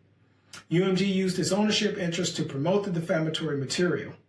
On Information and Belief, UMG used its stake in Complex, a global youth entertainment network, to further promote the defamatory material. Would I call Complex a youth entertainment network? I don't know if that's accurate. I think plenty of people check out Complex that aren't youth, but okay. It's a good way to characterize it, though, as it makes it seem that he's being defamed on all levels, all age levels, or what have you. So I get that. Yeah, I get that. Between May 5th, 2024 and the date of this filing, Complex has published at least 50 articles about Not Like Us, posting the recording hundreds of times across its website and social media accounts. So they're trying to say, you know, right now we're just talking all about reach, how far it goes. May 4th, 2024, Complex tweeted a photo of the image and described it for what it was. The cover for Not Like Us is Drake's Toronto mansion with sex offender app markers on it. That, honestly, I would have moved. I know they're doing this chronologically. I would have moved that up. But you hope that, you know, the jury stays engaged, the judge stays engaged enough that they're just going to see all this. But this is a lot of good stuff to support the case at this point. On July 5th, Complex publishes an article titled Decoding Kendrick Lamar's Not Like Us video and another titled Every Reference in Kendrick Lamar's Not Like Us video. The article describes in detail the recording's defamatory allegations against Drake. On Information and Belief, Universal Music Group also used its ownership interest in Vivo to over-index the video on the platform. Put differently, Vivo boosted the visibility of the video relative to others in order to disproportionately increase its overall views, engagement, and performance on the charts. The question is why? Why would they do that? Now, according to Universal, we're just trying to sell a record. We got one. We got a hit. This is going to go. We are using our powers to push this record because it's a really good record. It's going to go. And it won a Grammy. I think Kendrick won a few Grammys. They weren't wrong. Drake is saying you pushed it not because you thought it was going to go. You wanted it to go. You made it go. So you wouldn't have to pay me as much money.